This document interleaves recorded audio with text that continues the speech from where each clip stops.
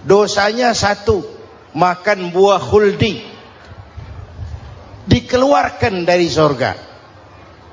Kita dosanya banyak, kepengen masuk, nggak nyambung. Hai Adam, dari tidak ada kamu saya adakan. Saya perintahkan tinggal di surga. Merasa sepi sendirian, saya ciptakan Siti Hawa supaya kamu tenang.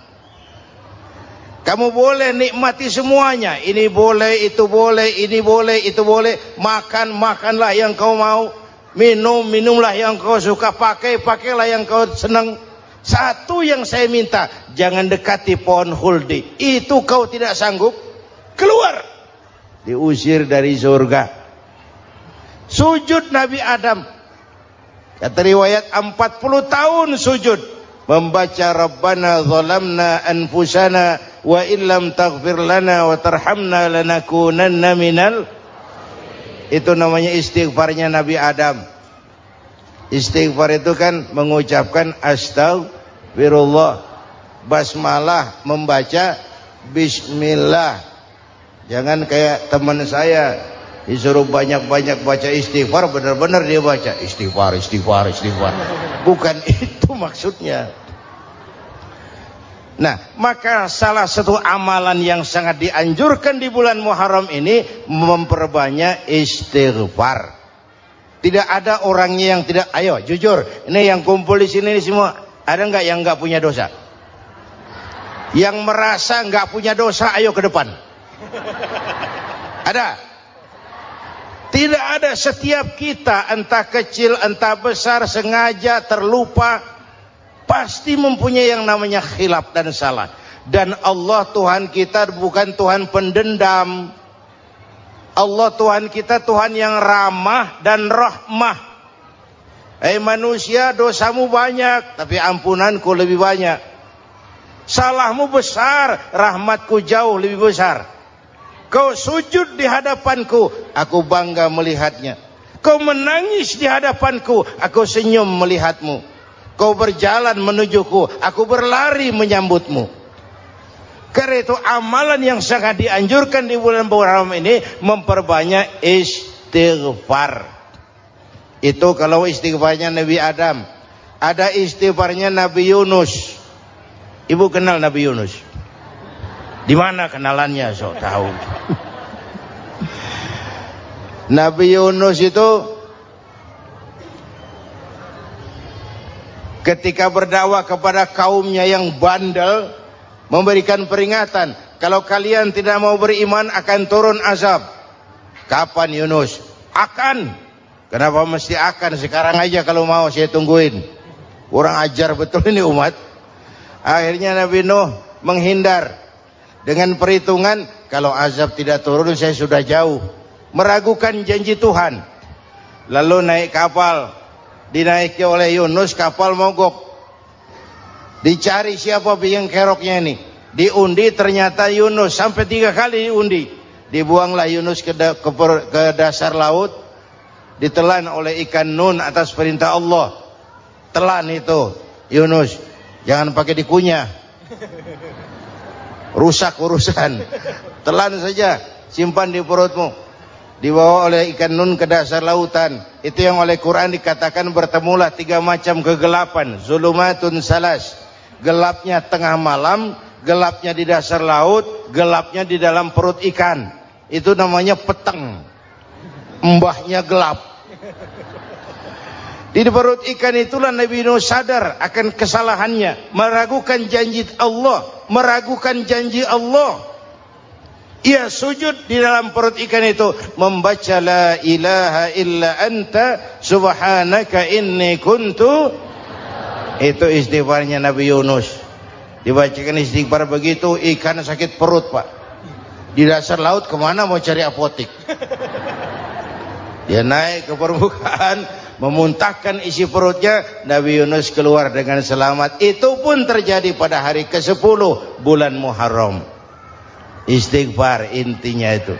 Itu amalan utama bulan Muharram, memperbanyak istighfar.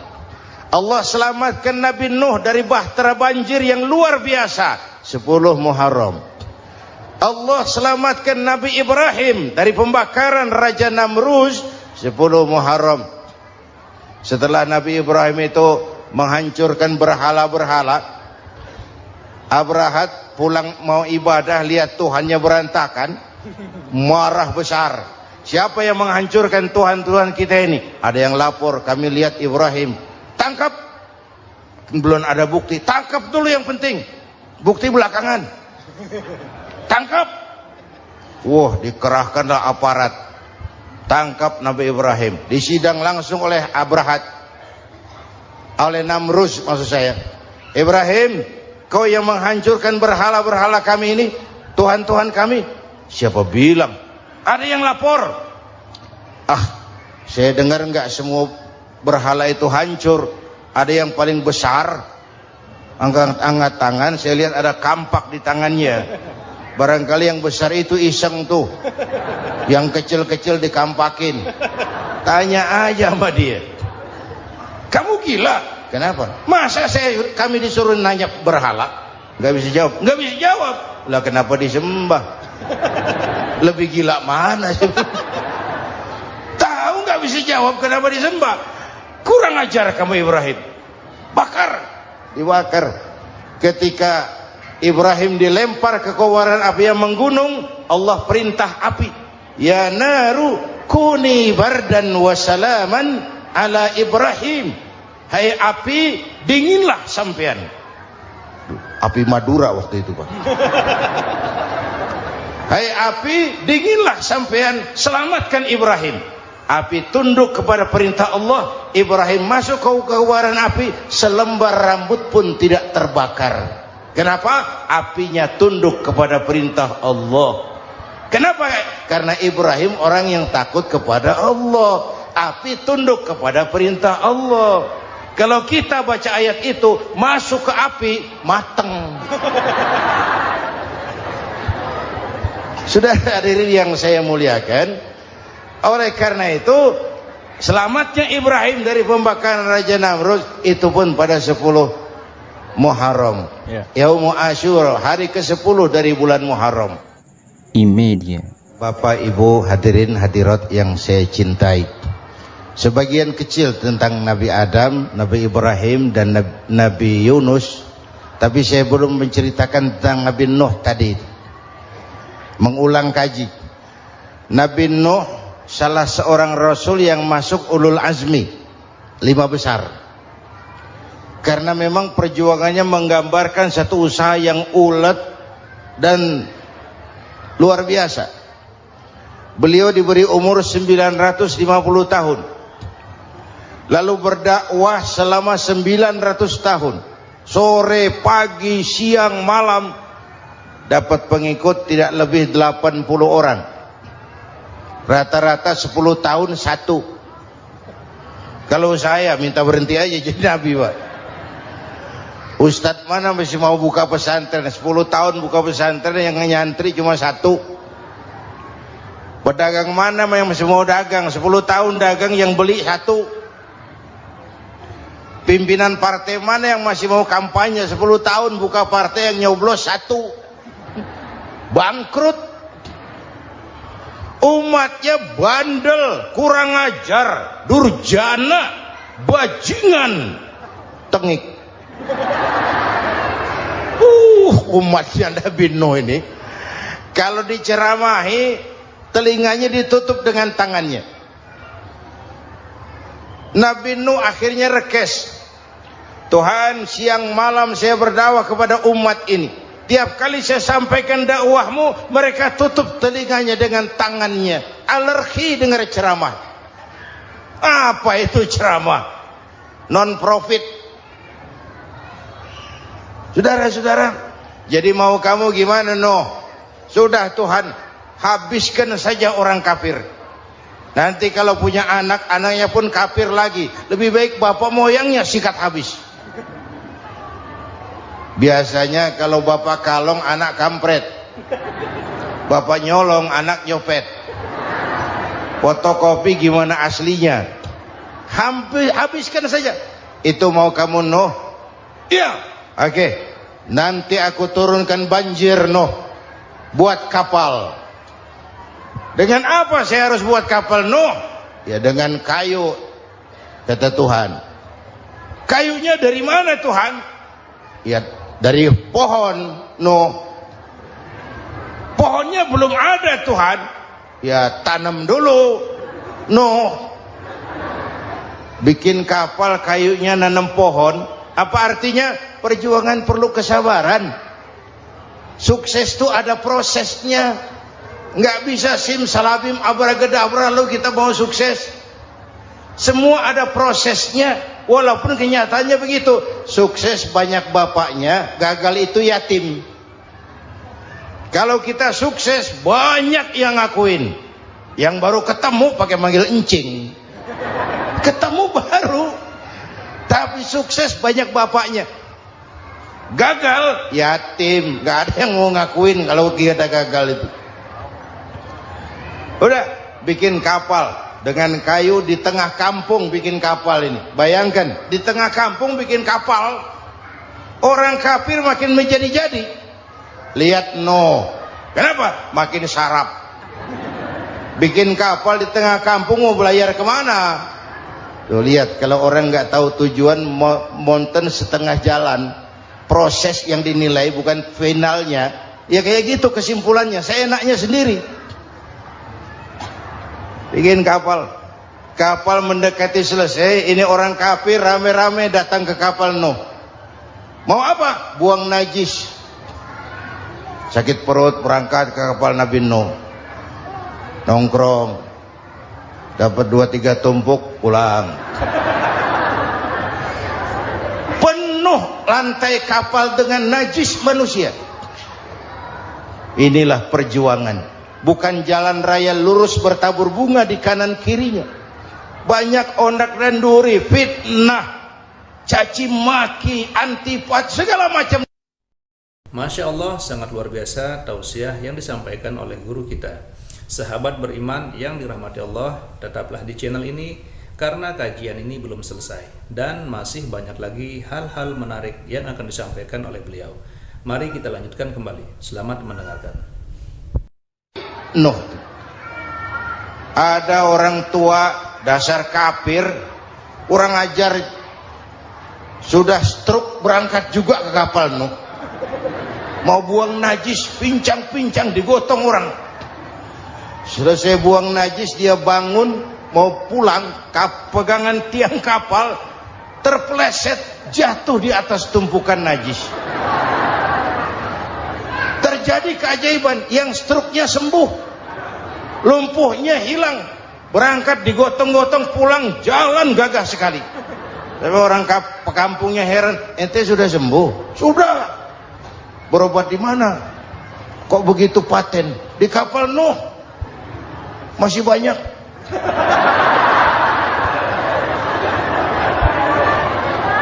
Yang berasa perlu obat bawa rantang.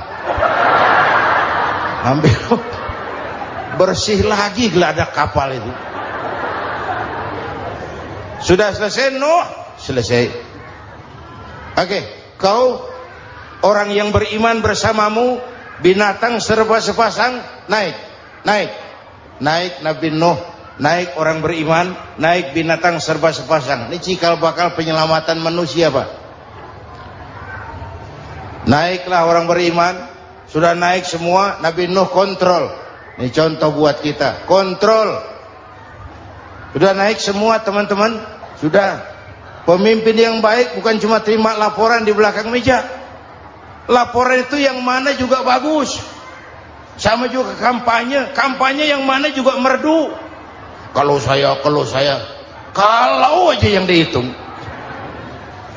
Pernah ada calon bupati kampanye janji, kalau saya berhasil kita akan banyak bangun jembatan di daerah kita. Rakyat tanya, Pak, nggak ada sungai di kampung kita, Pak. Dia bilang, sungainya kita bangun sekalian. Udah kadung janji, mana pula orang mau bangun sungai ini. Saudara-saudara, kontrol. Jangan cuma tunggu laporan di belakang meja, semua laporan bagus. Ya Bu?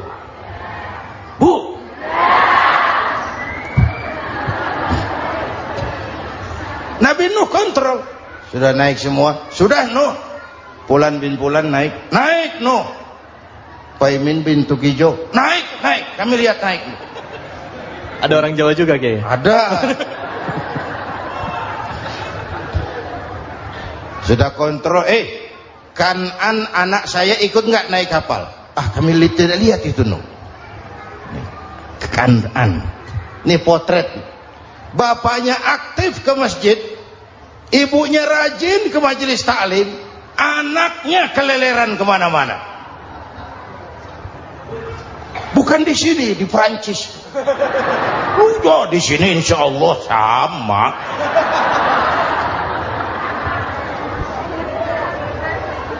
Nuh karena sayang anak, Nuh karena cinta anak, Nuh karena tanggung jawab anak, cari naik ke atas kapal. Lihat Kan'an anak saya? Nggak lihat Nuh. Turun ke ruang bawah, periksa lagi. Mang, ayah Kan'an di dia. Jamaah Tasik ini rupanya ditanya. Tuh ayah mang. Ayah ke mana ya budak ini? Turun ke bawah, tanya lagi. Ono Kan'an toh? Ora nano raketo. Rombongan Jawa Tengah naik ke atas buritan. Dari buritan kelihatan ternyata Kan'an tidak ikut naik kapal, kumpul di darat bersama orang kafir. Ini potret kita sekarang. Kumpul sama orang kafir, hanyut anak-anak kita, ditelan budayanya orang kafir, ditelan tradisinya orang kafir, ditelan pergaulannya orang kafir. Nuh karena sayang anak dari atas manggil. Dalam Quran dijelaskan itu. Karena Nabi Nuh di atas, Kan'an di bawah, teriak, ya bunayyar kam ma'ana. Begitu dalam Quran ayatnya. Cuma ini pakai gaya memanggil supaya kelihatan kegambar, kira-kira Nuh manggilnya begitu. Ini namanya gaya dakwah Pak. Kalau ceritanya datar nggak menarik. Maka Nuh memanggil Kan'an, ya bunayyar kam ma'ana. Kata yang dengar, ini gaya orang manggil, ya bunayyar kam ma'ana. Kan'an, kesini nak, naik kapal sama papi. Kata Kan'an di bawah itu, enggak mau papi, John di sini saja. Kata Nuh, jangan nak, Allah sedang murka, akan turun banjir. Kalau datang banjir papi, sa'awi ila jabalin ya'simuni minal ma', saya akan naik ke gunung tinggi yang bisa menyelamatkan saya dari banjir.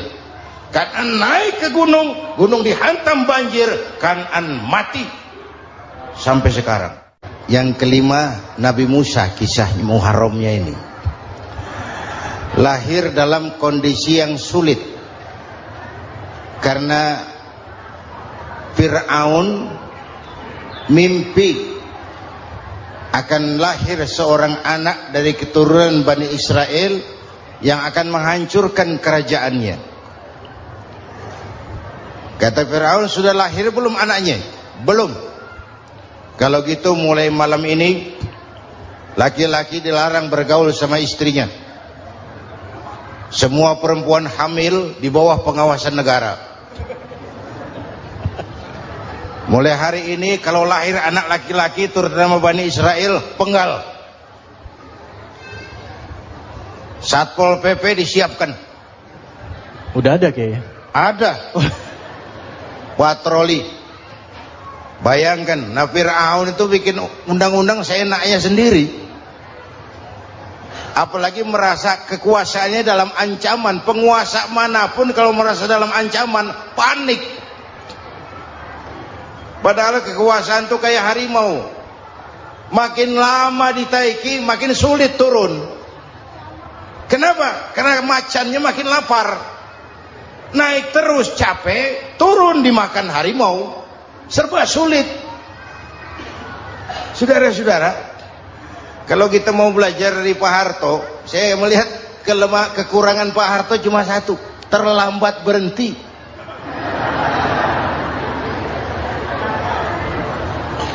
Terlambat berhenti. Di sekelilinginya banyak tukang jilat, tukang semir. Pak, kalau tidak ada bapak kami bagaimana, Pak? Saudara hadirin yang saya hormati, maka sering saya ingatkan, temanmu yang sejati adalah teman yang membuat kamu jadi benar, bukan teman yang selalu membenarkan kamu. Berapa banyak pejabat-pejabat hancur karena selalu dibenarkan oleh lingkungannya. Bapak benar, Pak. Bapak bijaksana, Pak. Itu tepat, Pak. Benar. Buang angin pun kata kelilingnya, oh Bapak sehat. Temanmu yang sejati, teman yang bikin kamu jadi benar, bukan teman yang selalu membenarkan kamu. Bapak Ibu hadirin yang saya hormati, tapi kehendak Allah terjadi. Lahirlah Musa. Bayinya dihanyutkan di sungai Nil. Bayi sudah menderita, dihanyutkan di sungai Nil. Dan akhirnya besar di lingkungan istana Fir'aun. Diriwayat oleh Ratu Aisyah, perempuan Fir'aun, setelah mulai berjuang, terjadilah itu. Musa dan pengikutnya dikejar oleh Fir'aun. Sampai di tepi laut, Allah wahyukan Musa, lempar tongkatmu ke laut. Dalam kondisi darurat, mukjizat tiada jalan. Kondisi darurat. Kalau tidak, mukjizat itu maunya Allah, bukan maunya Nabi. Nabi nggak kuasa, Allah yang mau. Tapi hidup Nabi bukan mukjizat, manusiawi. Tidak mentang-mentang ada mukjizat tongkat, tiap sulit main tongkat, nggak usah berjuang kalau begitu. Itu darurat menyelamatkan umat. Tongkat dilempar ke laut, laut terbelah. Laut terbelah. Itu secara visualnya bisa kita lihat dalam film The Ten Commandments. Udah nonton belum? Urusan nonton kalah sama Ustadz bagaimana sih? Ten Commandments, 10 firman Tuhan. Tekniknya bagus loh. Bagaimana laut terbelah. Musa lewat, Fir'aun mengejar. Musa sampai di ujung sana, Fir'aun masih di sama tengah perjalanan. Laut nutup kembali. Laut menutup kembali, Fir'aun tenggelam. Cengap-cengap di lautan. Begitu nafas sampai di tenggorokan, Fir'aun sambil cengap-cengap itu, amantu bi Rabbi Musa wa Harun. Duh, kalau begini mah saya juga percaya sama Tuhannya Musa. Malaikat maut jengkel, goblok loh. Terlambat sekarang. Ditenggelamin terus. Modar. Musa selamat. Fir'aun mati. Jenazahnya, jasadnya terdampar di pinggir laut. Beberapa waktu kemudian ditemukan orang, dimumi, dibalsem, diawetkan. Itu sesuai janji Quran.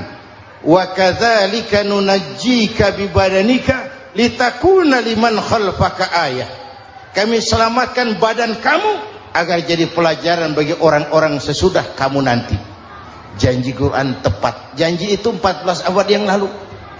Jasad Fir'aun ditemukan, dimumi, diawetkan, dibalsem di bawah nama Farao Ramses II. Sekarang tersimpan di Museum Negara di Mesir.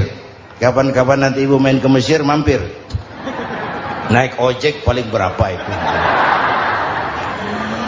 Oh, orangnya tinggi, hidungnya mancung, pokoknya pantaslah jadi Fir'aun.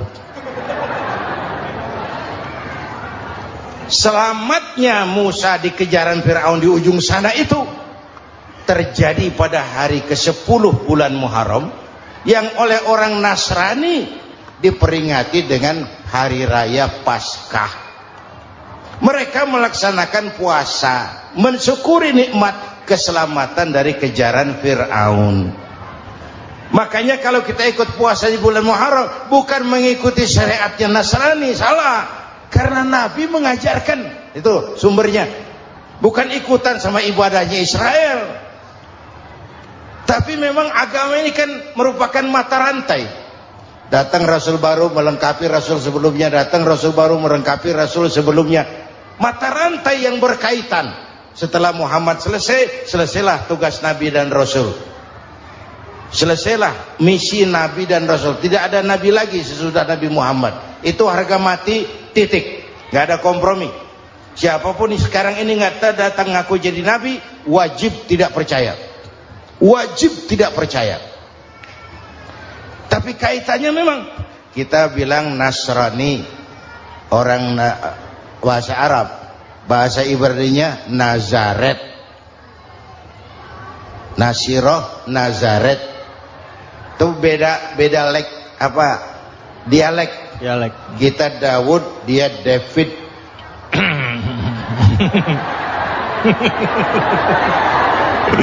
Ibrani. Kita Ali, dia Alek. Kita Sulaiman, dia Solomon. Kita Camat, dia Comot. Ini yang ngomong ini comot sembarang. Bapak dan Ibu jamaah yang saya cintai, pertanyaan pertama, hijrah qalbiyah.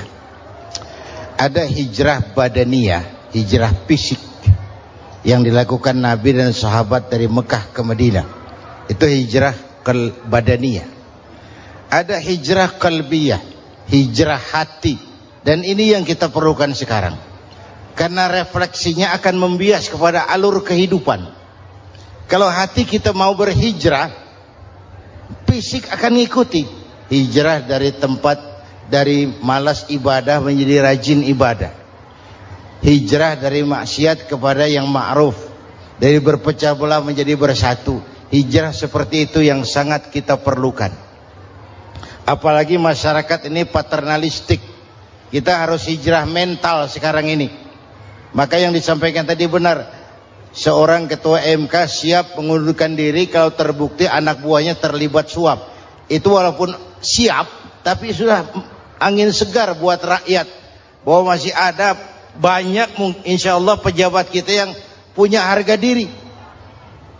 Walaupun ada juga pejabat kita yang muka tembok, kulit badak, kuping kebo. Muka tembok, kulit badak, kuping kebo. Biasanya kalau kereta api tabrakan di negara-negara maju, Menteri Perhubungannya mundur. Di kita petugas palang pintu dipecat. Jauh sekali Menteri sama petugas palang pintu. Yang benar-benar diadili yang krocok-krocok, kopral-kopral gitu. Padahal hadisnya jelas, ar-rashi wal murtashi finnar. Yang nyuap dan yang nerima suap, dua-duanya neraka. Kasus potret belakangan ini, yang nerima suap, yang diuber, yang nyuap aman, yang nyuap aman, yang korupsi pajak dikecil-kecilin, yang ngemplang pajak aman. Padahal ngemplang pajaknya triliunan. Padahal dia sudah dikasih fasilitas oleh negara mengelola sumber daya alam negara yang artinya milik rakyat. Dia harus bayar pajak, uang pajaknya dikumpulkan bagi sebesar-besar kemakmuran rakyat. Itu tindakan merugikan rakyat. Karena itu betul, saya setuju, hijrah qalbi yang perlu kita lakukan sekarang. Hijrah hati. Kita ini bangsa Indonesia, seperti timnas. Timnas sekarang anak-anak muda sudah berani pakai baju PSSI. Iya. Kenapa? Menang. Coba kalau kalah terus, nanti menang. Tapi bangsa Indonesia itu memang seperti timnas. Namanya kesebelasan. 11 orang. Walaupun ada pemain bintang, ya ada presiden, gubernur, menteri, itu bintang-bintang. Tapi bintang baru ada artinya kalau dibantu 10 pemain yang lain. Cristiano Ronaldo. Siapa itu? Penyerang tengah Real Madrid. Bintang. Lionel Messi. Siapa lagi itu? Barcelona. Bercelana.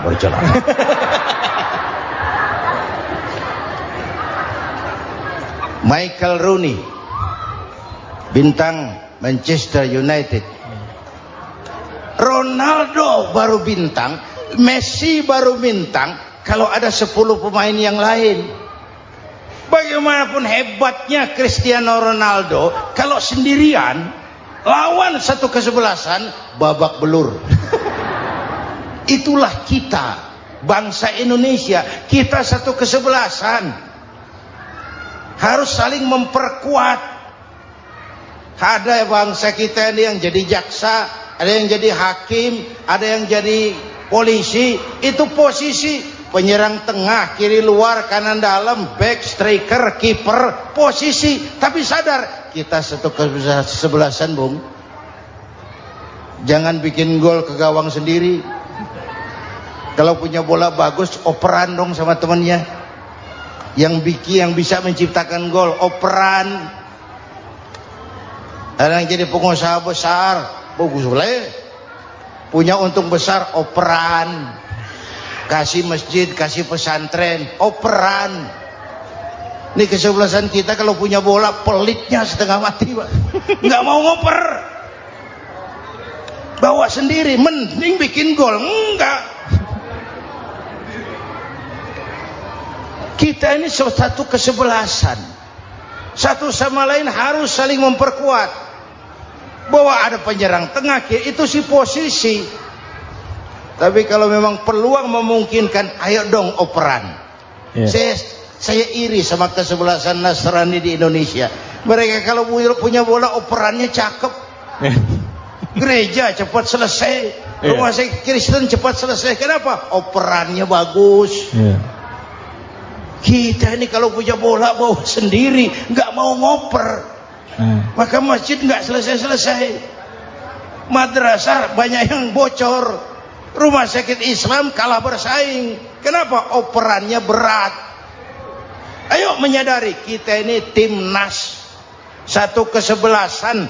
Jangan menjegal kawan seiring, kawan sendiri dijegal. Sudah musuh terlalu kuat, gawang sendiri dijebol. Akhirnya terbalik kita ini. Ujian terberat telah diberikan Allah kepada para anbiya, kemudian para aulia, kemudian para ulama. Summal amsal fal amsal, ke bawah dan ke bawah, diuji setiap orang menurut kekuatannya berpegang kepada agama. Kalau karena anak Melayu bilang, kalau takut dengan ombak, jangan berumah di tepi pantai. Kalau takut diterjang ombak, jangan berumah di tepi pantai. Kata ibu tadi, mau jadi pohon tinggi harus berani ketiup angin. Makin tinggi pohonnya, makin keras anginnya. Takut angin, jangan jadi pohon tinggi, jadilah rumput. Nggak ditiup angin, tapi diinjak kebo. Apa yang nggak ada resikonya? Apa yang nggak ada resikonya? Semua nabi ada yang dihantam kekuasaan yang arogansi. Ibrahim berhadapan dengan Namrud. Musa berhadapan dengan Fir'aun. Ada yang diuji dengan berhadapan umat yang sangat kurang ajar. Ada yang diuji dengan gosip yang dahsyat. Nabi Yusuf digosipi sama Zulaikha itu. Nabi Yusuf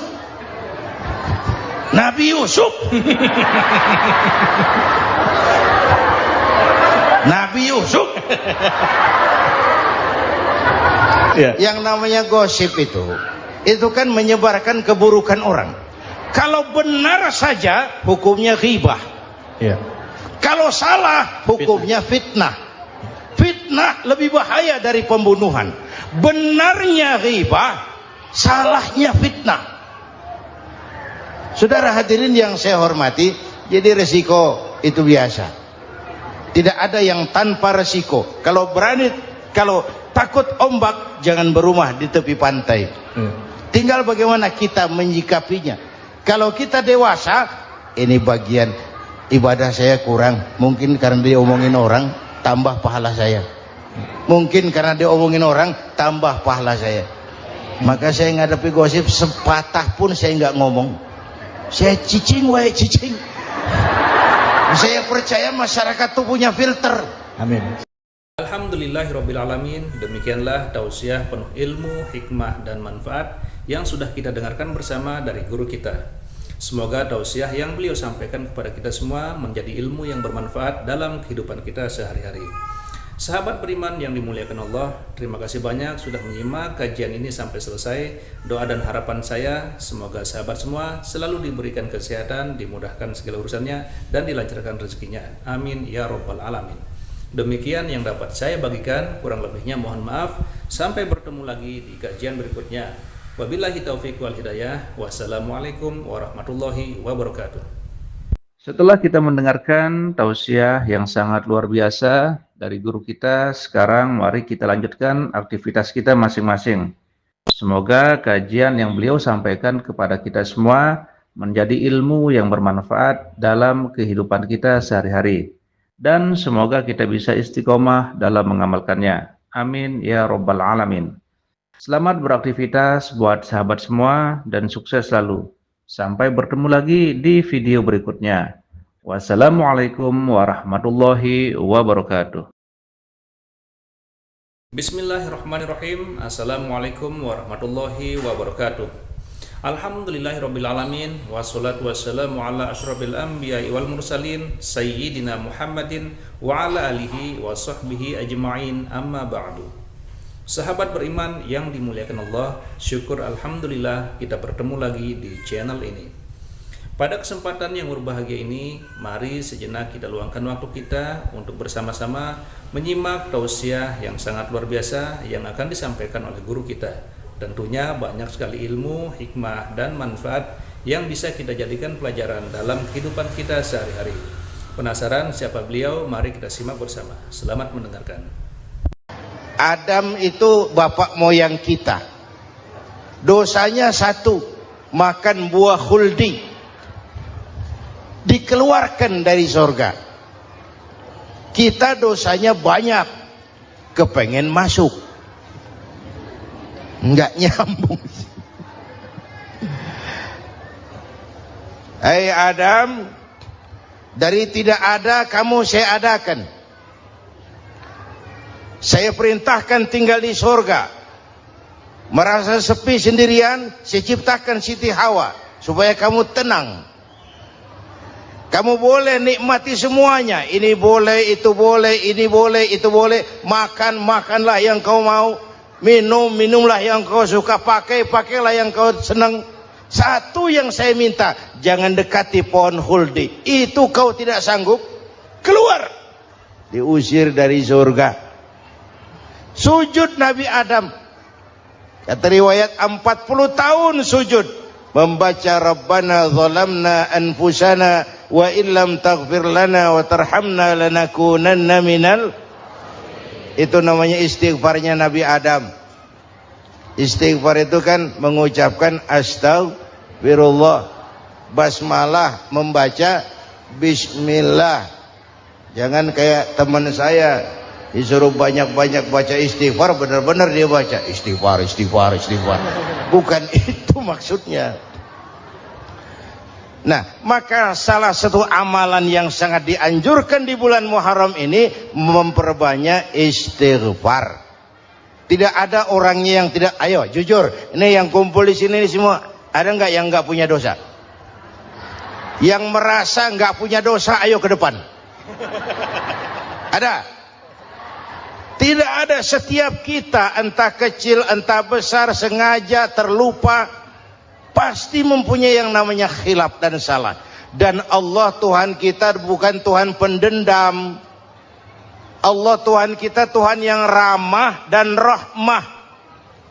Manusia, dosamu banyak, tapi ampunanku lebih banyak.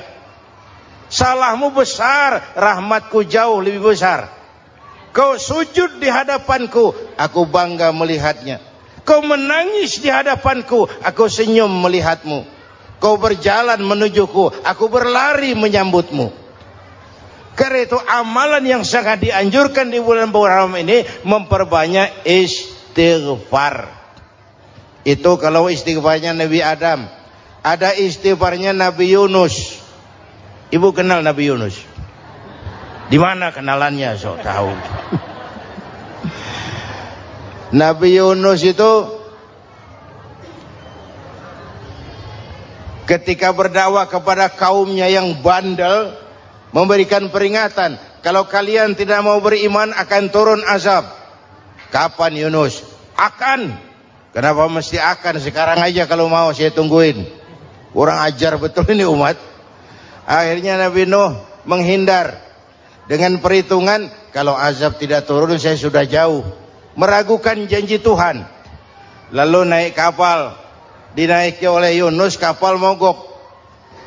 Dicari siapa biang keroknya ini.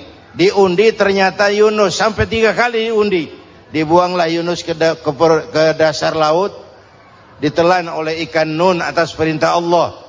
Telan itu Yunus, jangan pakai dikunyah, rusak urusan. Telan saja, simpan di perutmu.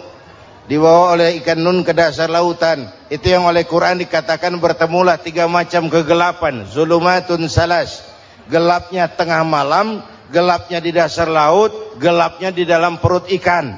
Itu namanya peteng, mbahnya gelap. Di perut ikan itulah Nabi Nuh sadar akan kesalahannya, meragukan janji Allah, meragukan janji Allah. Ia sujud di dalam perut ikan itu, membaca la ilaha illa anta subhanaka inni kuntu. Itu istighfarnya Nabi Yunus. Dibacakan istighfar begitu, ikan sakit perut pak. Di dasar laut kemana mau cari apotik? Dia naik ke permukaan, memuntahkan isi perutnya. Nabi Yunus keluar dengan selamat. Itu pun terjadi pada hari ke-10 bulan Muharram. Istighfar intinya itu. Itu amalan utama bulan Muharram, memperbanyak istighfar. Allah selamatkan Nabi Nuh dari bahtera banjir yang luar biasa 10 Muharram. Allah selamatkan Nabi Ibrahim dari pembakaran Raja Namrus 10 Muharram. Setelah Nabi Ibrahim itu menghancurkan berhala-berhala, Abrahat pulang mau ibadah, lihat Tuhannya berantakan, marah besar. Siapa yang menghancurkan Tuhan-Tuhan kita ini? Ada yang lapor, kami lihat Ibrahim. Tangkap. Belum ada bukti, tangkap dulu yang penting, bukti belakangan. Tangkap. Wah, dikerahkanlah aparat, tangkap Nabi Ibrahim. Disidang langsung oleh Abrahat, oleh Namrus maksud saya. Ibrahim, kau yang menghancurkan berhala-berhala kami ini, Tuhan-Tuhan kami. Siapa bilang? Ada yang lapor. Saya dengar enggak semua berhala itu hancur. Ada yang paling besar, angkat tangan, saya lihat ada kampak di tangannya. Barangkali yang besar itu iseng tuh, yang kecil-kecil dikampakin. Tanya aja sama dia, kamu gila? Kenapa? Masa kami disuruh nanya berhala? Nggak bisa jawab. Nggak bisa jawab. Lah kenapa disembah? Lebih gila mana sih? Tahu nggak bisa jawab kenapa disembah? Kurang ajar kamu Ibrahim. Bakar, dibakar. Ketika Ibrahim dilempar ke kobaran api yang menggunung, Allah perintah api, ya naru kuni bardan wa salaman ala Ibrahim. Hai api, dinginlah sampean. Api Madura waktu itu pak. Hai api, dinginlah sampean, selamatkan Ibrahim. Api tunduk kepada perintah Allah. Ibrahim masuk ke kobaran api, selembar rambut pun tidak terbakar. Kenapa? Apinya tunduk kepada perintah Allah. Kenapa? Karena Ibrahim orang yang takut kepada Allah. Api tunduk kepada perintah Allah. Kalau kita baca ayat itu, masuk ke api, mateng. Sudah hadirin yang saya muliakan, oleh karena itu selamatnya Ibrahim dari pembakaran Raja Namrud itu pun pada 10 Muharram, Yaumul Asyura, hari ke-10 dari bulan Muharram. Imedia. Bapak Ibu hadirin hadirat yang saya cintai, sebagian kecil tentang Nabi Adam, Nabi Ibrahim dan Nabi Yunus, tapi saya belum menceritakan tentang Nabi Nuh tadi. Mengulang kaji, Nabi Nuh salah seorang rasul yang masuk ulul azmi 5 besar, karena memang perjuangannya menggambarkan satu usaha yang ulet dan luar biasa. Beliau diberi umur 950 tahun, lalu berdakwah selama 900 tahun, sore, pagi, siang, malam, dapat pengikut tidak lebih 80 orang, rata-rata 10 tahun satu. Kalau saya minta berhenti aja jadi nabi, Pak. Ustadz mana masih mau buka pesantren, 10 tahun buka pesantren, yang nyantri cuma satu. Pedagang mana yang masih mau dagang, 10 tahun dagang yang beli satu. Pimpinan partai mana yang masih mau kampanye, 10 tahun buka partai, yang nyoblos satu. Bangkrut. Umatnya bandel, kurang ajar, durjana, bajingan, tengik. Umatnya Nabi Nuh ini kalau diceramahi telinganya ditutup dengan tangannya. Nabi Nuh akhirnya rekes, Tuhan, siang malam saya berdakwah kepada umat ini, tiap kali saya sampaikan dakwahmu mereka tutup telinganya dengan tangannya, alergi dengar ceramah. Apa itu ceramah? Non profit. Saudara-saudara, jadi mau kamu gimana, Nuh?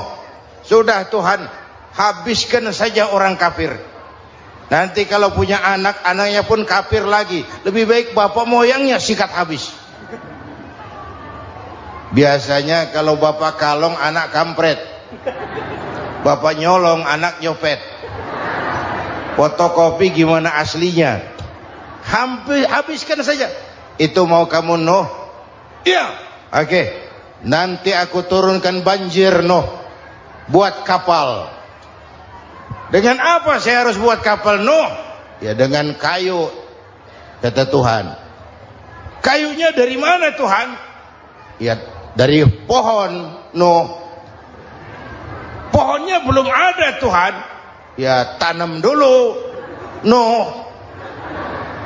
Bikin kapal, kayunya nanam pohon. Apa artinya? Perjuangan perlu kesabaran. Sukses itu ada prosesnya. Nggak bisa simsalabim abracadabra lalu kita mau sukses. Semua ada prosesnya. Walaupun kenyataannya begitu, sukses banyak bapaknya, gagal itu yatim. Kalau kita sukses banyak yang ngakuin, yang baru ketemu pakai manggil encing, ketemu baru, tapi sukses banyak bapaknya. Gagal yatim, nggak ada yang mau ngakuin kalau kita gagal itu. Udah bikin kapal dengan kayu di tengah kampung, bikin kapal ini. Bayangkan di tengah kampung bikin kapal, orang kafir makin menjadi-jadi. Lihat Nuh, kenapa? Makin sarap. Bikin kapal di tengah kampung, mau belayar kemana? Tuh lihat, kalau orang nggak tahu tujuan, mountain setengah jalan. Proses yang dinilai bukan finalnya. Ya kayak gitu kesimpulannya. Saya enaknya sendiri. Bikin kapal, kapal mendekati selesai, ini orang kafir rame-rame datang ke kapal Nuh. Mau apa? Buang najis. Sakit perut, berangkat ke kapal Nabi Nuh. Nongkrong, dapat 2-3 tumpuk, pulang. Penuh lantai kapal dengan najis manusia. Inilah perjuangan. Bukan jalan raya lurus bertabur bunga di kanan kirinya. Banyak ondak dan duri, fitnah, caci maki, antipat, segala macam. Masya Allah, sangat luar biasa tausiah yang disampaikan oleh guru kita. Sahabat beriman yang dirahmati Allah, tetaplah di channel ini karena kajian ini belum selesai dan masih banyak lagi hal-hal menarik yang akan disampaikan oleh beliau. Mari kita lanjutkan kembali. Selamat mendengarkan. Nuh, ada orang tua dasar kafir, kurang ajar, sudah stroke berangkat juga ke kapal Nuh. Mau buang najis, pincang-pincang digotong orang. Selesai buang najis, dia bangun mau pulang, pegangan tiang kapal terpeleset, jatuh di atas tumpukan najis. Terjadi keajaiban, yang stroke-nya sembuh, lumpuhnya hilang, berangkat digotong-gotong pulang, jalan gagah sekali. Tapi orang kampungnya heran, ente sudah sembuh? Sudah. Berobat di mana? Kok begitu paten? Di kapal Nuh. Masih banyak.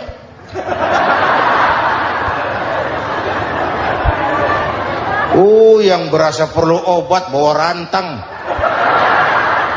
Ambil bersih lagi geladak kapal itu. Sudah selesai Nuh? Selesai. Oke, kau orang yang beriman bersamamu, binatang serba sepasang, naik Nabi Nuh, naik orang beriman, naik binatang serba sepasang. Ini cikal bakal penyelamatan manusia, Pak.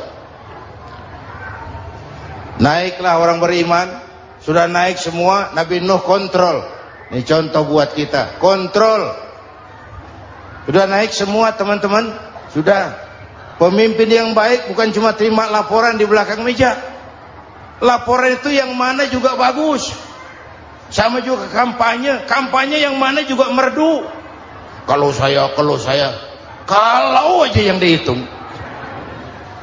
Pernah ada calon bupati kampanye janji, kalau saya berhasil kita akan banyak bangun jembatan di daerah kita.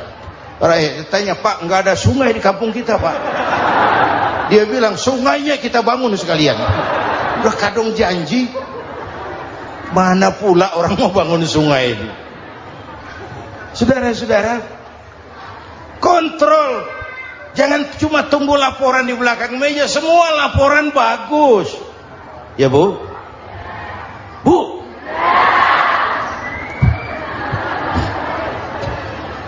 Nabi Nuh kontrol. Sudah naik semua? Sudah Nuh. Pulan bin Pulan naik. Naik Nuh. Paimin bin Tukijo. Naik. Kami lihat naik. Ada orang Jawa juga, Kiai? Ada. Sudah kontrol. Kanan anak saya ikut nggak naik kapal? Kami tidak lihat itu Nuh. Kanan. Ini potret. Bapaknya aktif ke masjid, ibunya rajin ke majelis taklim, anaknya keleleran kemana-mana. Bukan di sini, di Prancis. Udah di sini insya Allah sama.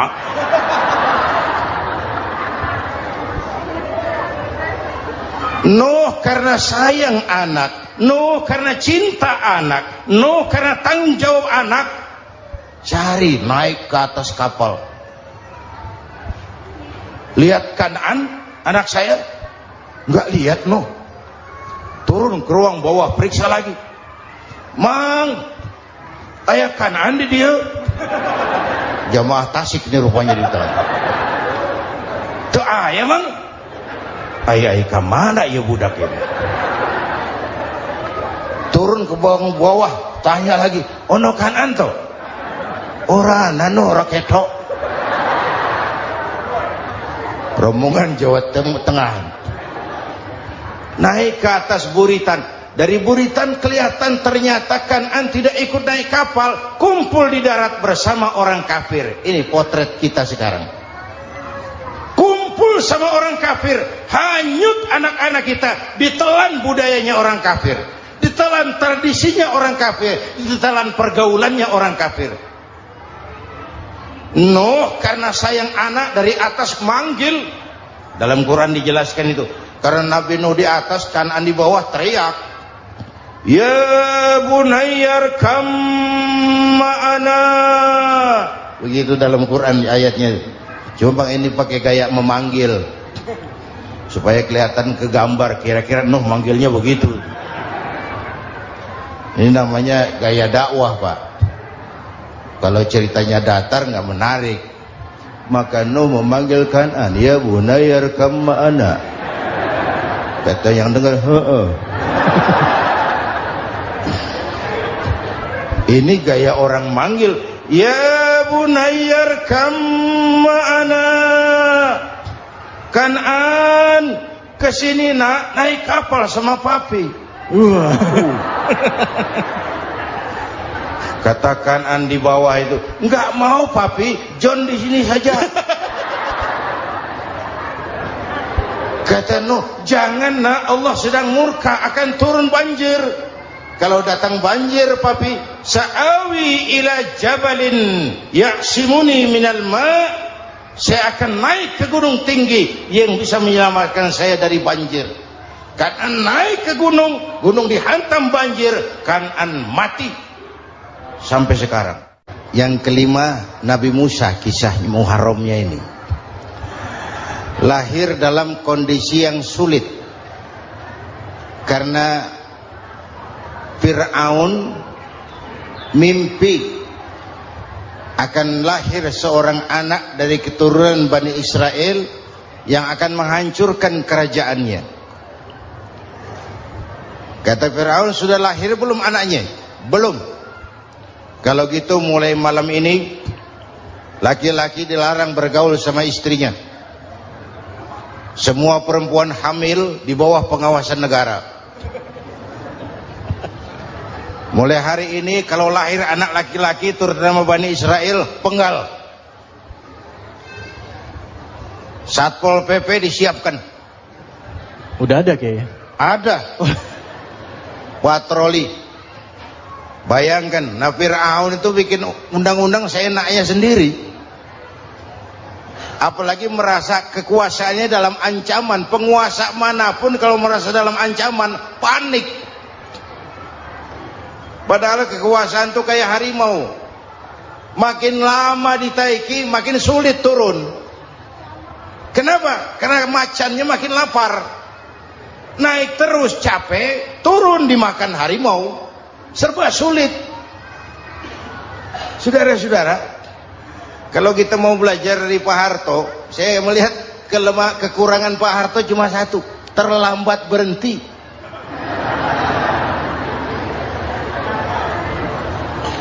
Terlambat berhenti. Di sekelilinginya banyak tukang-tukang jilat, tukang-tukang semir. Pak, kalau tidak ada bapak kami bagaimana, Pak? Saudara hadirin yang saya hormati, maka sering saya ingatkan, temanmu yang sejati adalah teman yang membuat kamu jadi benar, bukan teman yang selalu membenarkan kamu.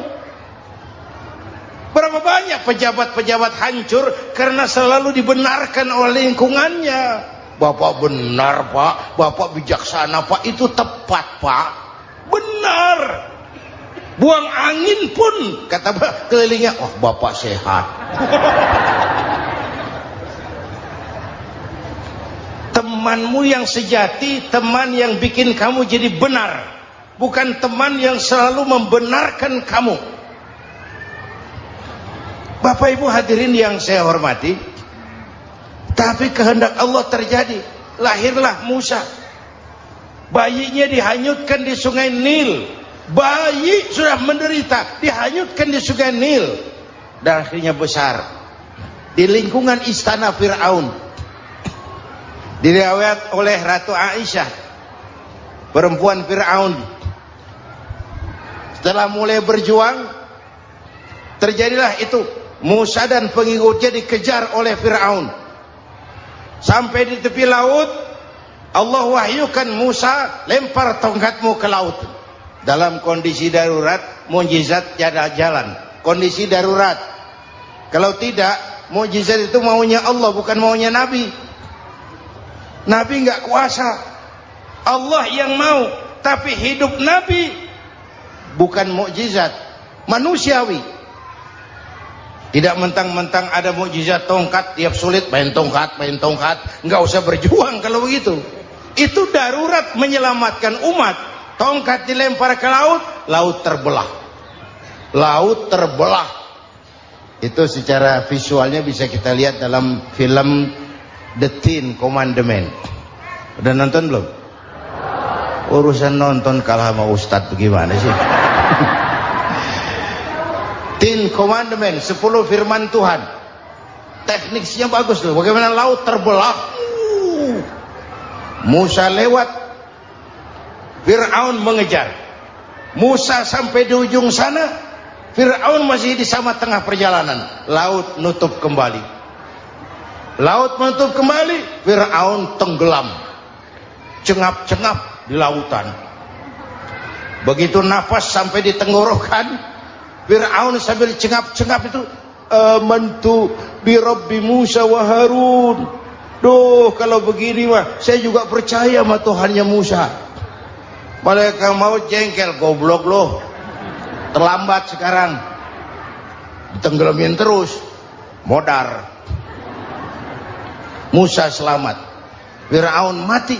Jenazahnya, jasadnya terdampar di pinggir laut. Beberapa waktu kemudian ditemukan orang, dimumi, dibalsem, diawetkan. Itu sesuai janji Quran.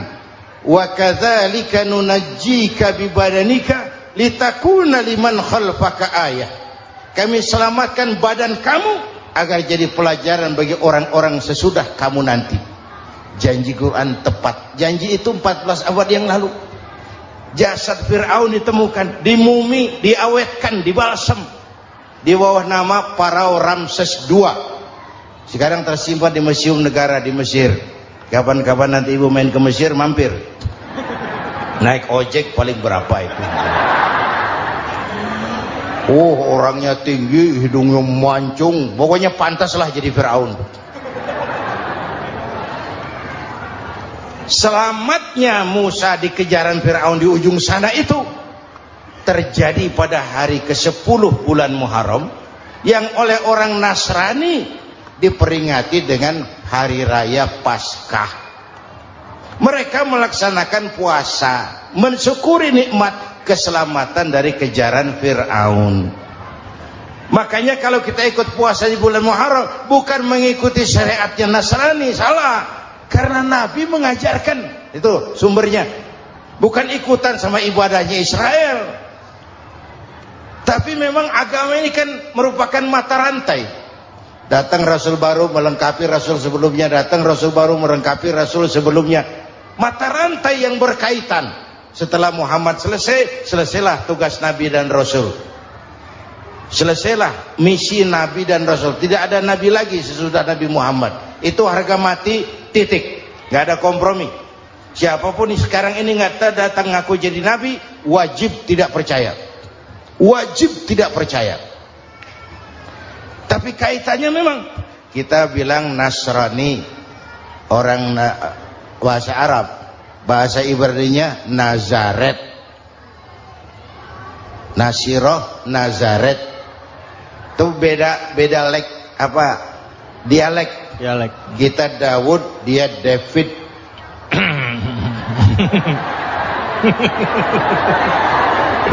Ibrani. Kita Ali, dia Alek.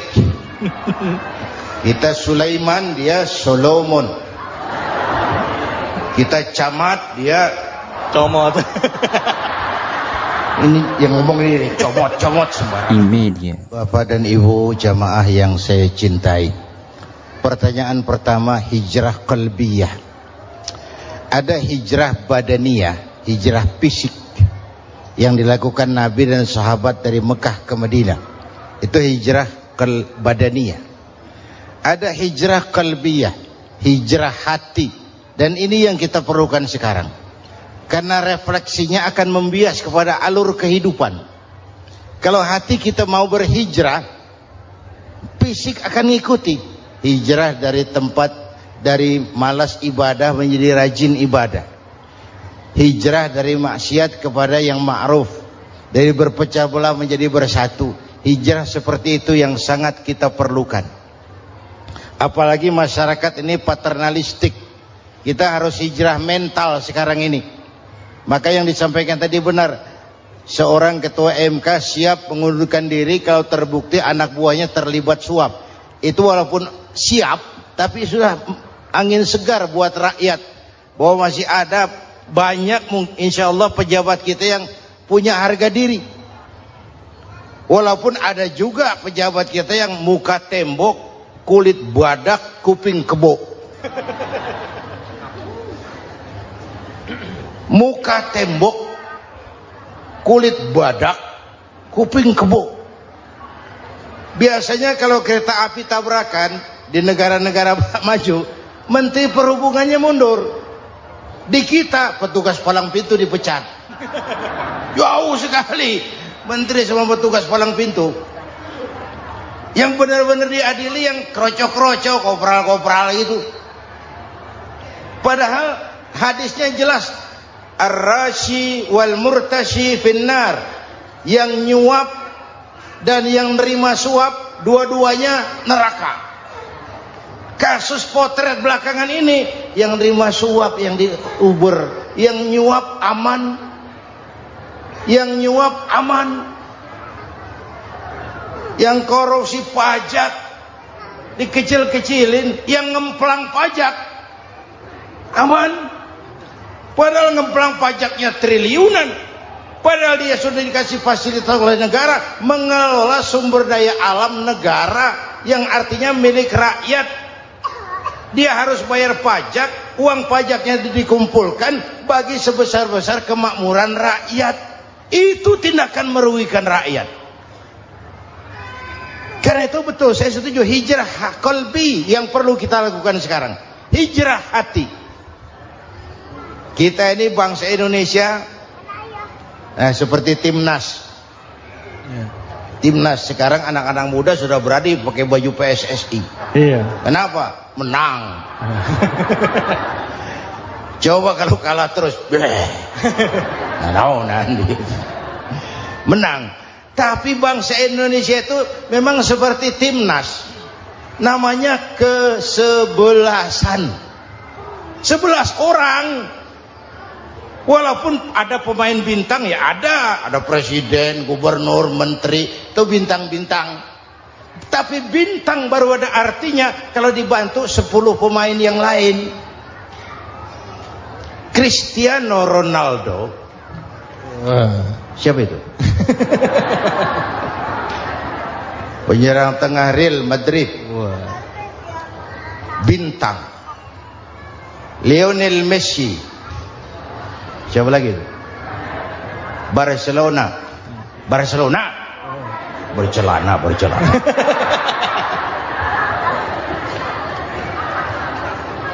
Michael Rooney. Bintang Manchester United. Ronaldo baru bintang, Messi baru bintang kalau ada 10 pemain yang lain. Bagaimanapun hebatnya Cristiano Ronaldo, kalau sendirian lawan satu kesebelasan babak belur. Itulah kita, bangsa Indonesia. Kita satu kesebelasan, harus saling memperkuat. Ada bangsa kita ini yang jadi jaksa, ada yang jadi hakim, ada yang jadi polisi. Itu posisi penyerang tengah, kiri luar, kanan dalam, back, striker, kiper, posisi. Tapi sadar kita satu kesebelasan, Bung. Jangan bikin gol ke gawang sendiri. Kalau punya bola bagus, operan dong sama temannya. Yang bisa menciptakan gol, operan. Ada yang jadi pengusaha besar, bagus boleh. Punya untung besar, operan. Kasih masjid, kasih pesantren, operan. Ini kesebelasan kita kalau punya bola pelitnya setengah mati, Pak. Nggak mau ngoper. Bawa sendiri, mending bikin gol. Enggak. Kita ini satu kesebelasan. Satu sama lain harus saling memperkuat. Bahwa ada penyerang tengah kiri, itu si posisi. Tapi kalau memang peluang memungkinkan, ayo dong operan. Saya Saya iri sama kesebelasan Nasrani di Indonesia. Mereka kalau punya bola operannya cakep. Gereja cepat selesai, rumah sakit Kristen cepat selesai. Kenapa? Operannya bagus.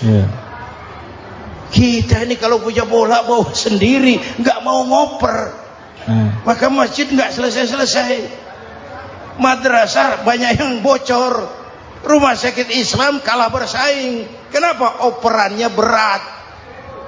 Ayo menyadari kita ini timnas, satu kesebelasan. Jangan menjegal kawan seiring, kawan sendiri dijegal. Sudah musuh terlalu kuat, gawang sendiri dijebol.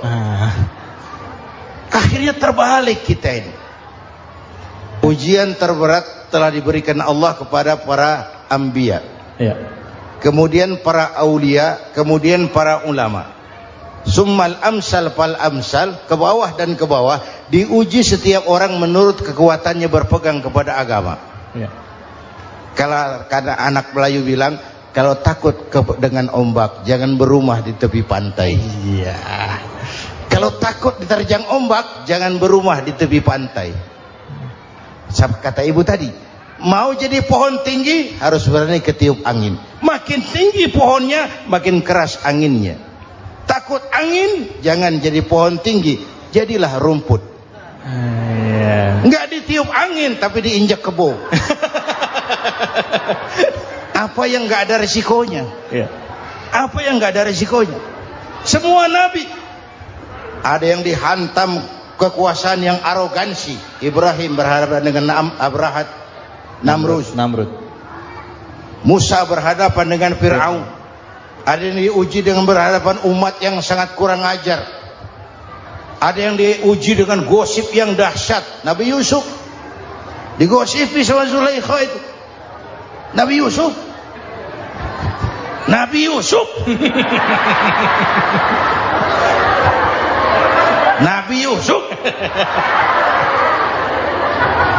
Yang namanya gosip itu kan menyebarkan keburukan orang. Kalau benar saja hukumnya ghibah. Kalau salah hukumnya fitnah. Fitnah lebih bahaya dari pembunuhan.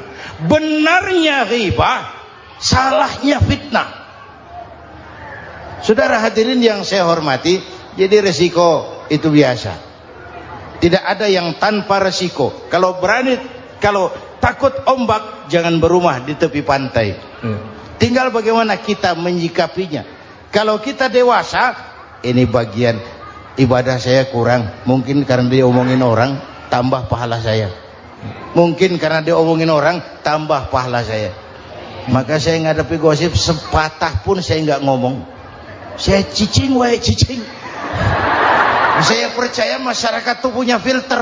Amin. Alhamdulillahirrabbilalamin. Demikianlah tausiah penuh ilmu, hikmah, dan manfaat yang sudah kita dengarkan bersama dari guru kita. Semoga tausiah yang beliau sampaikan kepada kita semua menjadi ilmu yang bermanfaat dalam kehidupan kita sehari-hari. Sahabat beriman yang dimuliakan Allah, terima kasih banyak sudah menyimak kajian ini sampai selesai. Doa dan harapan saya, semoga sahabat semua selalu diberikan kesehatan, dimudahkan segala urusannya, dan dilancarkan rezekinya. Amin ya Rabbal Alamin. Demikian yang dapat saya bagikan, kurang lebihnya mohon maaf. Sampai bertemu lagi di kajian berikutnya. Wabillahi taufiq wal hidayah. Wassalamualaikum warahmatullahi wabarakatuh. Setelah kita mendengarkan tausiah yang sangat luar biasa dari guru kita, sekarang mari kita lanjutkan aktivitas kita masing-masing. Semoga kajian yang beliau sampaikan kepada kita semua menjadi ilmu yang bermanfaat dalam kehidupan kita sehari-hari. Dan semoga kita bisa istiqomah dalam mengamalkannya. Amin ya Rabbal Alamin. Selamat beraktivitas buat sahabat semua dan sukses selalu. Sampai bertemu lagi di video berikutnya. Wassalamualaikum warahmatullahi wabarakatuh. Bismillahirrahmanirrahim. Assalamualaikum warahmatullahi wabarakatuh. Alhamdulillahirrabbilalamin. Wassalatu wassalamu ala ashrafil anbiya'i wal mursalin Sayyidina Muhammadin wa ala alihi wa sahbihi ajma'in, amma ba'du. Sahabat beriman yang dimuliakan Allah, syukur alhamdulillah kita bertemu lagi di channel ini. Pada kesempatan yang berbahagia ini, mari sejenak kita luangkan waktu kita untuk bersama-sama menyimak tausiah yang sangat luar biasa yang akan disampaikan oleh guru kita. Tentunya banyak sekali ilmu, hikmah, dan manfaat yang bisa kita jadikan pelajaran dalam kehidupan kita sehari-hari. Penasaran siapa beliau? Mari kita simak bersama. Selamat mendengarkan. Adam itu bapak moyang kita. Dosanya satu, makan buah khuldi. Dikeluarkan dari surga. Kita dosanya banyak, kepengen masuk, enggak nyambung. Hai Adam, dari tidak ada kamu saya adakan. Saya perintahkan tinggal di surga. Merasa sepi sendirian, saya ciptakan Siti Hawa supaya kamu tenang. Kamu boleh nikmati semuanya. Ini boleh, itu boleh, ini boleh, itu boleh. Makan, makanlah yang kau mau. Minum, minumlah yang kau suka. Pakai, pakailah yang kau senang. Satu yang saya minta, jangan dekati pohon khuldi. Itu kau tidak sanggup, keluar. Diusir dari surga. Sujud Nabi Adam.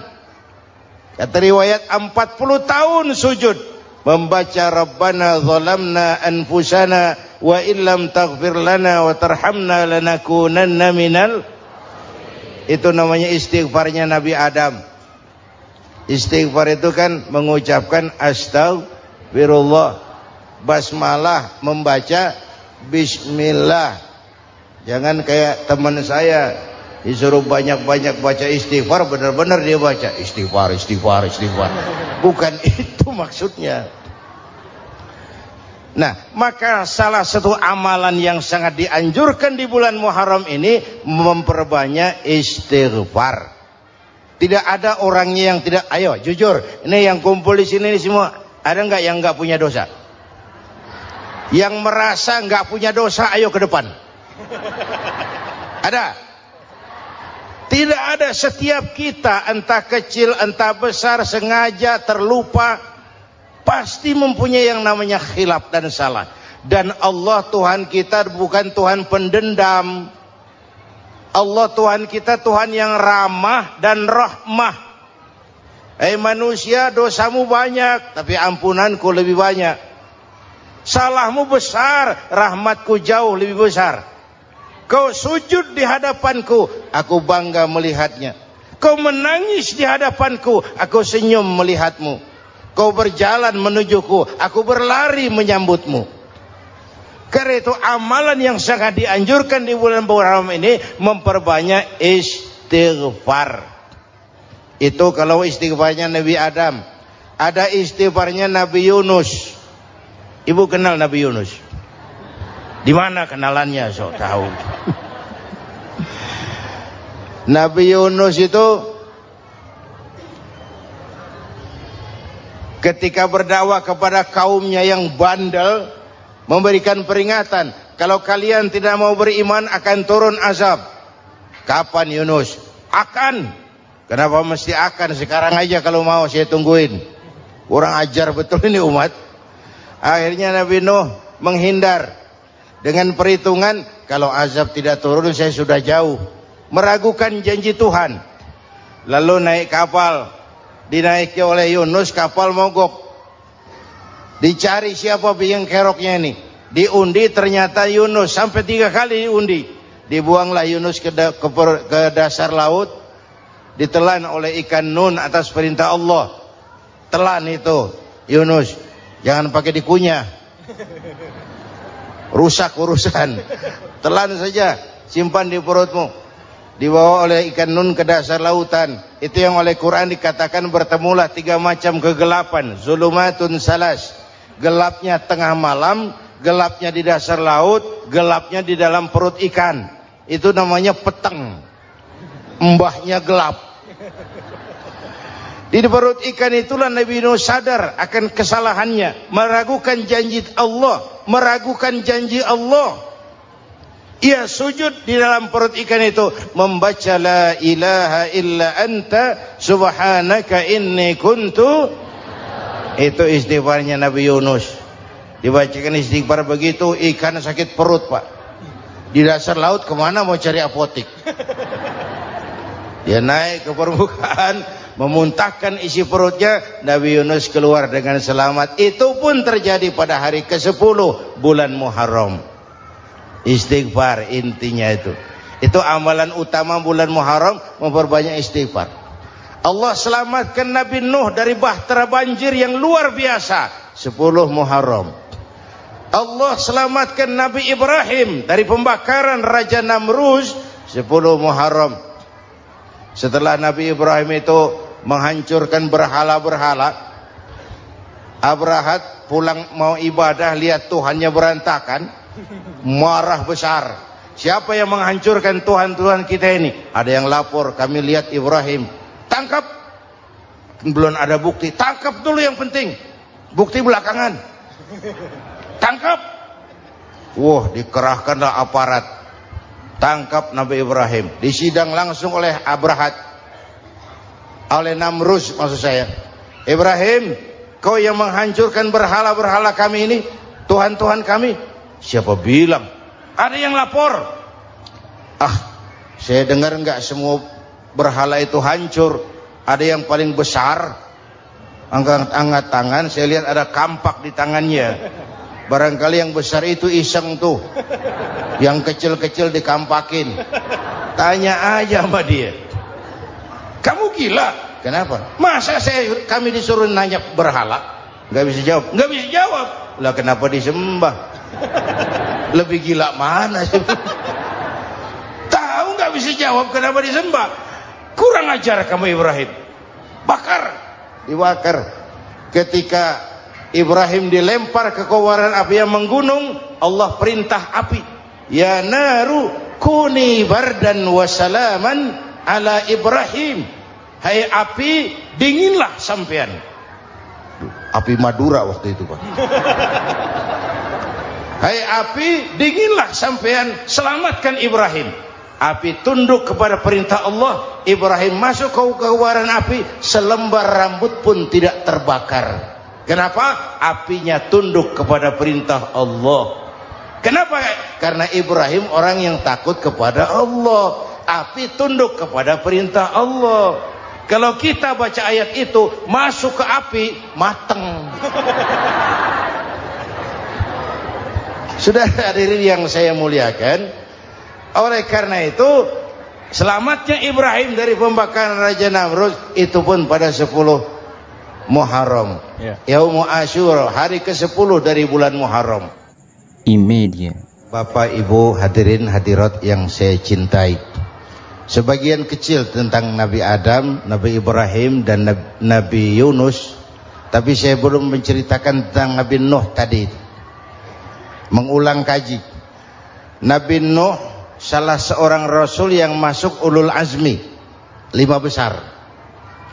Karena memang perjuangannya menggambarkan satu usaha yang ulet dan luar biasa.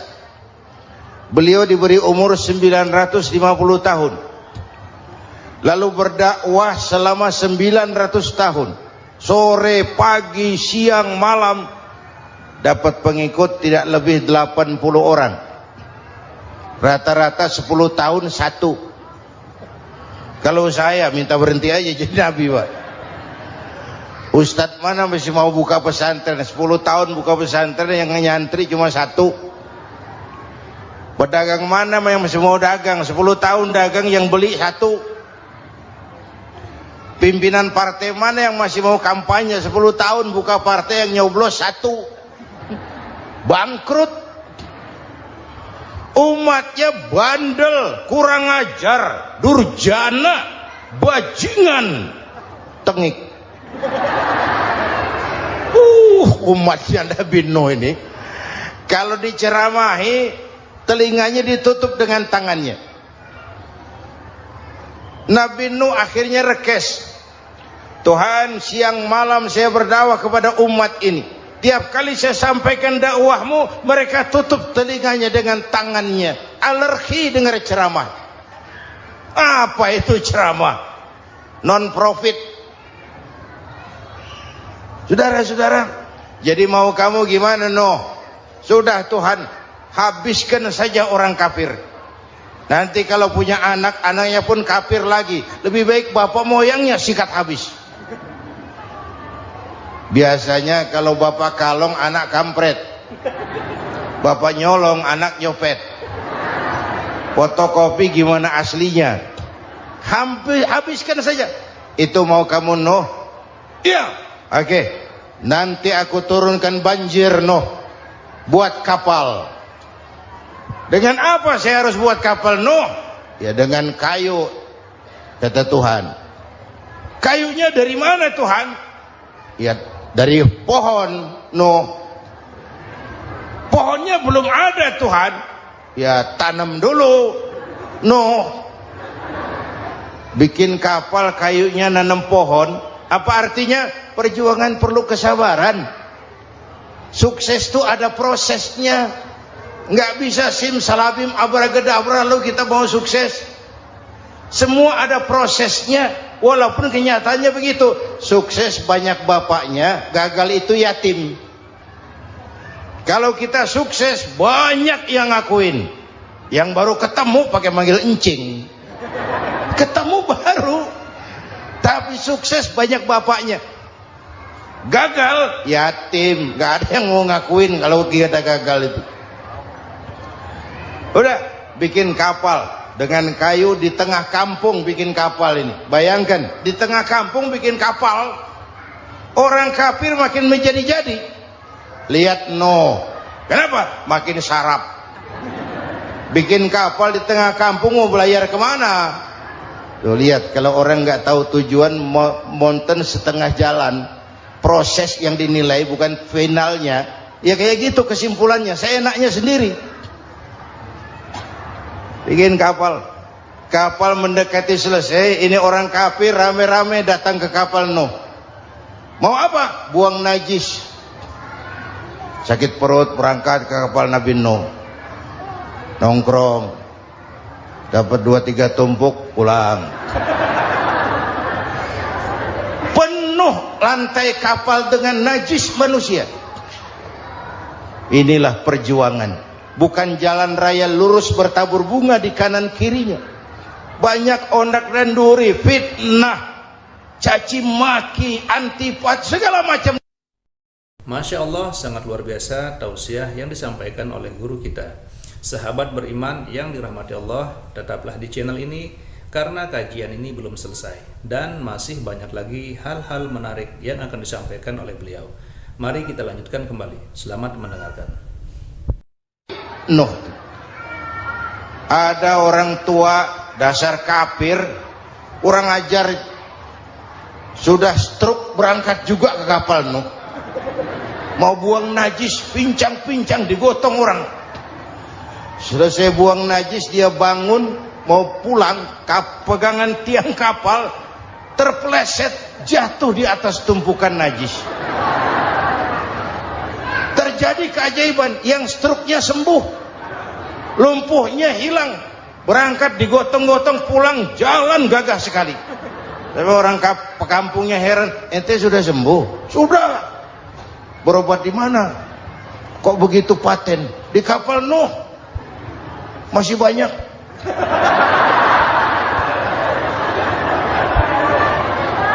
Yang berasa perlu obat bawa rantang.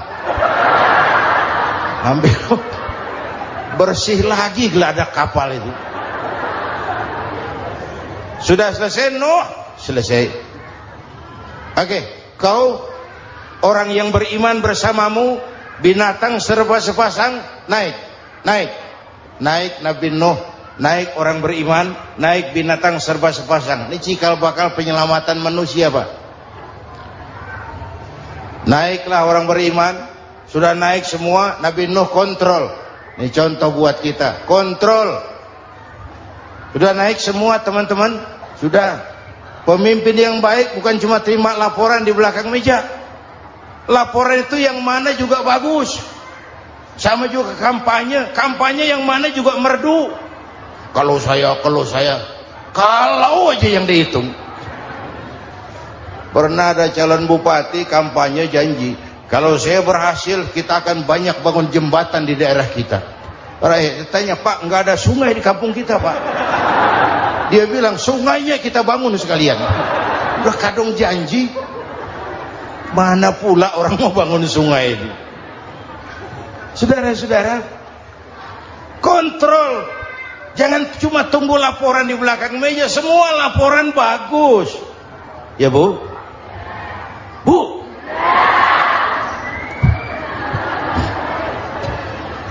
Nabi Nuh kontrol. Sudah naik semua? Sudah Nuh.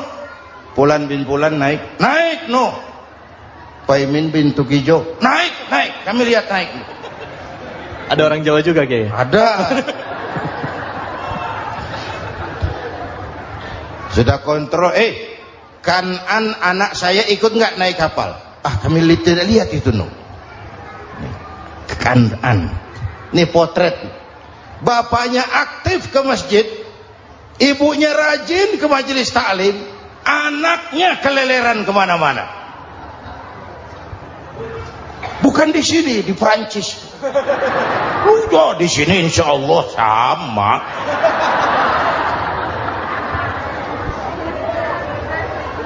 Nuh karena sayang anak, Nuh karena cinta anak, Nuh karena tanggung jawab anak, cari naik ke atas kapal.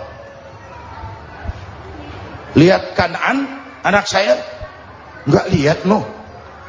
Turun ke ruang bawah, periksa lagi. Mang, ayah Kan'an di dia. Jamaah Tasik ini rupanya di dalam. Tuh ayah Mang. Ayah kemana ya budak ini? Turun ke bawah, tanya lagi. Ono Kan'an toh? Ora nano raketok. Rombongan Jawa Tengah naik ke atas buritan.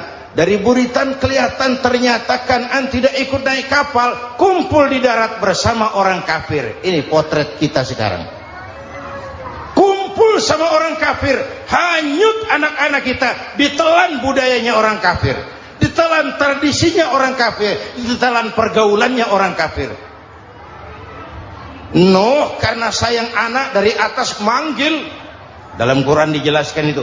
Karena Nabi Nuh di atas, Kan'an di bawah, teriak, ya bunayyar kam ma'ana. Begitu dalam Quran ayatnya. Cuma ini pakai gaya memanggil supaya kelihatan ke gambar. Kira-kira Nuh manggilnya begitu. Ini namanya gaya dakwah, Pak. Kalau ceritanya datar nggak menarik. Maka Nuh memanggil Kan'an, ya bunayyar kam ma'ana. Kata yang dengar, Ini gaya orang manggil, ya bunayyar kam ma'ana. Kan'an, kesini nak, naik kapal sama papi. Kata Kan'an di bawah itu, enggak mau papi, John di sini saja. Kata Nuh, jangan nak, Allah sedang murka, akan turun banjir. Kalau datang banjir papi, sa'awi ila jabalin ya'simuni minal ma'. Saya akan naik ke gunung tinggi yang bisa menyelamatkan saya dari banjir.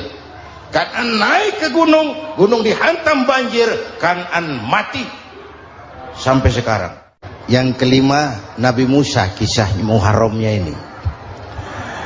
Lahir dalam kondisi yang sulit. Karena Fir'aun mimpi akan lahir seorang anak dari keturunan Bani Israel yang akan menghancurkan kerajaannya. Kata Fir'aun, sudah lahir belum anaknya? Belum. Kalau gitu mulai malam ini laki-laki dilarang bergaul sama istrinya. Semua perempuan hamil di bawah pengawasan negara. Mulai hari ini kalau lahir anak laki-laki terutama Bani Israel, penggal. Satpol PP disiapkan. Udah ada Kiai? Ada. Patroli. Bayangkan, Fir'aun itu bikin undang-undang seenaknya sendiri. apalagi merasa kekuasaannya dalam ancaman. Penguasa manapun kalau merasa dalam ancaman panik. Padahal kekuasaan itu kayak harimau, makin lama ditaiki makin sulit turun. Kenapa? Karena macannya makin lapar, naik terus capek, turun dimakan harimau, serba sulit. Saudara-saudara, kalau kita mau belajar dari Pak Harto, saya melihat kekurangan Pak Harto cuma satu, terlambat berhenti.